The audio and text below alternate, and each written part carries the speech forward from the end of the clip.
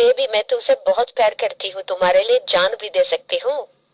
हाँ जान दोगी? जो देने की चीजें वो तो देती हो नहीं, ऊपर से बोलती हो जान दोगी। अरे भाई गुस्सा क्यों कर रही है? क्या नहीं दे रही है मुझे बताना, मैं देता हूं ना। ए, अपनी गर्लफ्रेंड से कोई ऐसा बात करता है क्या? और नहीं तो क्या बोलूं भाई इसको, वैलेंटाइंस डे में भी चुटिया बना के चले गई। रीजन क्या देके गई थी पता है? कि पापा का पीरियड्स हुआ है। पापा का पीरियड।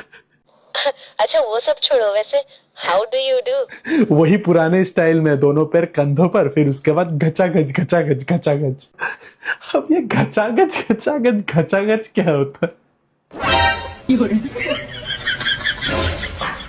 तेरी माँ की भोसड़ी के, मैं पूछ रही थी कैसा है। अरे तो पहले बताना चाहिए था ना, तुम जैसा छोड़ के गई थी वैसा ही है, लंबा और काला, लंबा और काला। झुकेगा नहीं तो ढूकेगा कोई से, झुकेगा नहीं